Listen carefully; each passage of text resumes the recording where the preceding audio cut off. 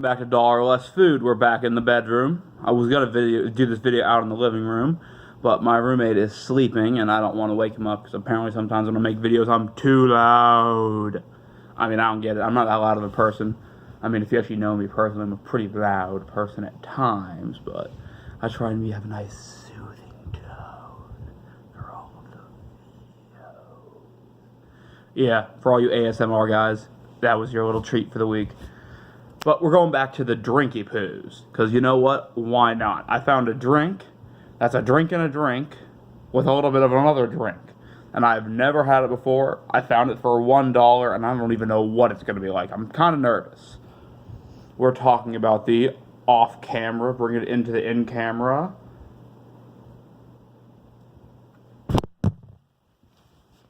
Yes, my fan is on if you just saw that. Congratulations. I have a fan in my room. I mean, who doesn't? Some people might not. Some people might have rooms. But you know what? Who cares? We're going to try the Brisk half and half iced tea and watermelon lemonade. Straight up. You know my stance on iced tea by now. I've done my teas. I thought I was done with them forever, but you know what? They just bit me back really fast. Because Brisk also makes products like this, and I've had some Brisks. The Brisk lemonade and the Brisk pink lemonade, while kind of sugary and sweet, they can get it sometimes. Let's be honest, they can get it. But watermelon lemonade, I have no idea what that even tastes like to begin with. Then to mix it with some iced tea, I mean, who would think of this? I mean, clearly some dude might have been on acid, because look at this bottle decoration. It's an octopus. It's got watermelons going on. And this side there's like blue, which is like tea, and the octopus is there with like scuba divers dying, it looks like. Straight up, weird packaging. Hopefully you don't have to be on drugs to enjoy this product, which I don't think so. Yo, Brisk, if you're hearing me out, no disrespect, straight up, I'm trying to be funny. Which brings me to another thing I've noticed with a lot of YouTubers, which I'll break into after this, because I am not a YouTuber. This is not my job. I do this for fun. I do this to entertain you guys. I do this because I don't have much else to do sometimes. I'm very busy, but still. But just... Okay, it smells like watermelon, so that's a good sign.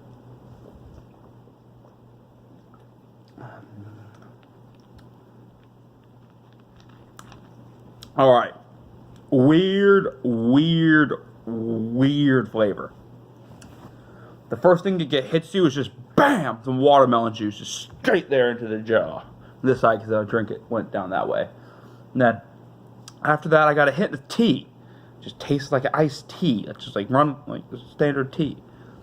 And then the lemon factor didn't really hit. I mean, the lemon from the tea might have came, but overall, nothing else. But it's interesting because it's green. Because a lot of times watermelon and watermelon juice is like reddish pink. The rind of the watermelon is green, but you don't drink the rind or eat the rind. I mean, if you're a crazy person, you could eat the white part near the rind, but the rind itself you don't eat. Try again.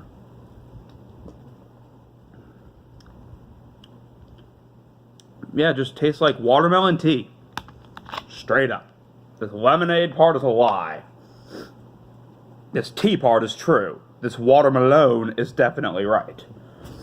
I was putting that off camera in my off camera facilities, but you know what? Let's just get into it.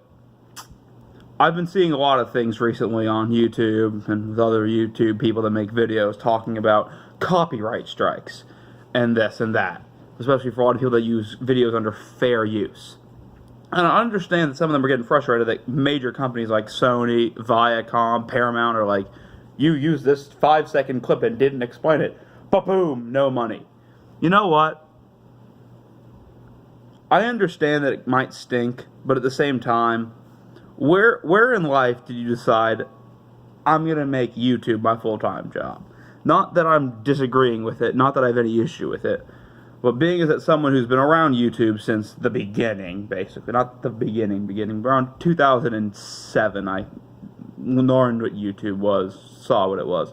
I wasn't there in the 2005 era like some people are. And a lot of people claim stuff like that, which is not true. I remember back when I first made my account, you didn't have to have a Gmail. You didn't have to have an email at all. You didn't use a name and a password. That was it. A lot of older accounts you can't access. If you made an account back in 2006, 2007, it wasn't a Gmail, like username and stuff, you can't get into it. Stuff like that's changed. People realize it's changed. I don't think YouTube was ever meant to be a place for people to make money. I think it was meant to people to express themselves, make cool videos, do cool stuff.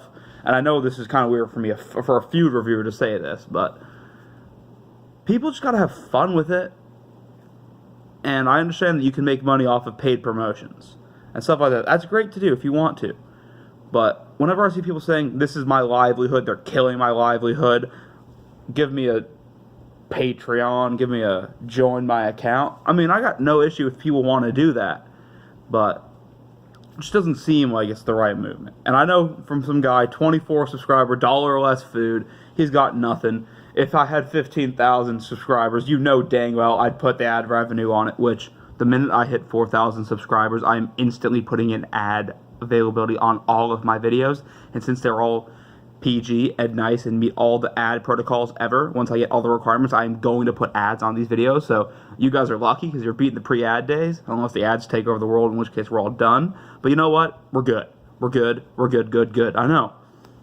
Funny how this drink, it just enlightened me.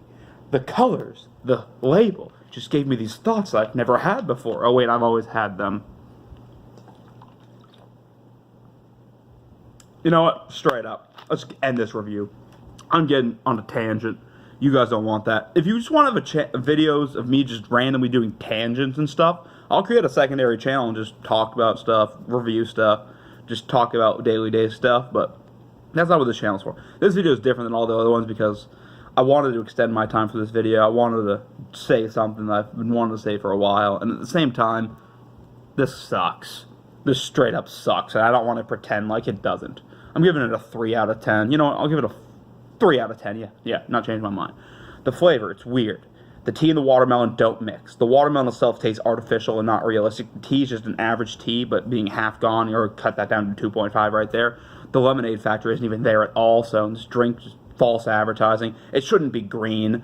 It should be like a darkish, muddied red, because watermelons aren't green. Inside. Think about it. Tea, it's like brownish. Watermelon, reddish. Lemonade, yellowish. In which way does that make acid green?